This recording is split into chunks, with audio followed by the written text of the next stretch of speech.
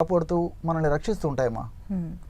అలాగే మనం చిన్నపిల్లల తల్లిదండ్రుల నుంచి ఎక్కువ వింటూ ఉంటాం, అయ్యో మా పిల్లాడు ఎంత చదివినా కూడా గుర్తుండట్లేదండి, మెమరీ తక్కువగా ఉంది, అలా ఎక్కువ కంప్లైంట్స్ మనం వింటూ ఉంటాం. మా వాడు బాగా చదువుతాడు కానీ ఎగ్జామ్కి వెళ్ళేసరికి రాయలేకపోతున్నాడండి, గుర్తుండట్లేదు అని. సో అలాంటి వారికి ఎలాంటి చిట్కాలు చెప్తారు? ఈ మధ్యకాలంలో ఈ సమస్య చాలామందికి ఎదురవుతుందమ్మా. ఈ యొక్క పిల్లలకి తల్లిదండ్రుల యొక్క పాత్ర చాలా ప్రథమమ్మా. అవగాహన లోపంతో తెలిసి తెలియక ఆరోగ్య స్పృహ లేకపోవడం చేత తల్లిదండ్రులు పిల్లలకు చేసేటువంటి అలవాట్ల వల్ల, అంటే ముఖ్యంగా ఆహారపు అలవాట్లు, fast foods, junk foods, bakery foods, ice creams ఇలాంటివి పిల్లలకు ఎక్కువ వాడడము, వ్యాయామరహితమైనటువంటి జీవితాన్ని పిల్లలకు అలవాటు చేయడము, అంటే సెడెంటరీ లైఫ్, ఇలాంటి వాటి వల్ల మరి పిల్లలకి వెయిట్ పెరిగిపోవడము, తర్వాత ఇతర అనేక రకాలైన సమస్యలు రావడము, అందులో భాగంగా మరి జ్ఞాపక శక్తికి సంబంధించినటువంటి సమస్యలు కూడా వస్తున్నాయమ్మా.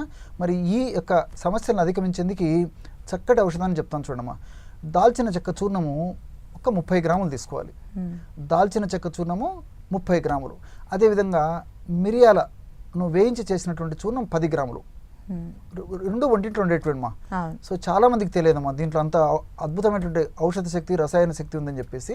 సో దాల్చిన చెక్క చూర్ణం 30 గ్రాములు, అదేవిధంగా కేవలం 10 గ్రాములు మిరియాల చూర్ణం, అంటే మిరియాలను కాస్త వేయించేసేసి చూర్ణం చేసేసి దాల్చిన చెక్క చూర్ణంలో కలిపేసేయాలన్నమాట.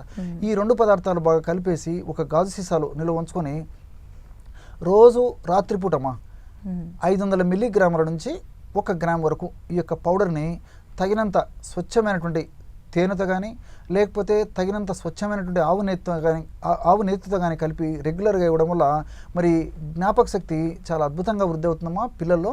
అంతేకాకుండా ఈ ఆహార పదార్థాలు, నేను చెప్పినటువంటి ఆహార పదార్థాల వల్ల, అదేవిధంగా పిల్లల్లో కూడా మానసిక ఒత్తిడి వల్ల, వ్యాయామరహిత జీవితం వల్ల మెదడులో టా అనేటువంటి హానికారకమైనటువంటి ప్రోటీన్ ఉత్పత్తి అవుతూ ఉంటుందమ్మా. ఈ టా అనేటువంటి హానికారకమైనటువంటి ఉత్పత్తి ఎక్కువ కావడం చేత కూడా జ్ఞాపక శక్తి తగ్గేదానికి అవకాశం ఉంటుంది. కాబట్టి నేను చెప్పినటువంటి ఔషధం ఈ దాల్చిన చెక్క, మిరియాలు కలిపి వాడుకోవడం వల్ల మెదడులో టా అనేటువంటి ప్రోటీన్ని ఆ శక్తిహీనంగా తయారు చేస్తుంది.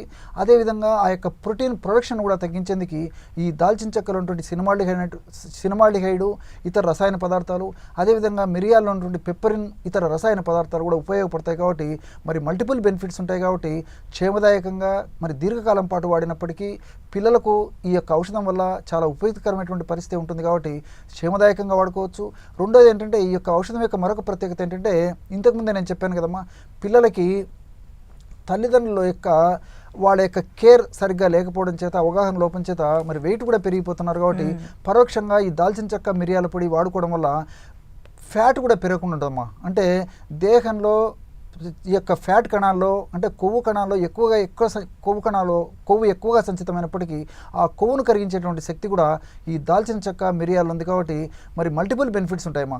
అదే నేను చెప్పాను కదమ్మా, కేవలము జ్ఞాపక శక్తి, ఏకాగ్రత, ధారణా శక్తి, స్మరణ శక్తిని పెంచడమే కాకుండా మరి ఎక్కువ వెయిట్ పెరగకుండా కూడా సదా ఇందులో ఔషధ గుణాలు కాపాడుతూ రక్షిస్తూ ఉంటాయమ్మా.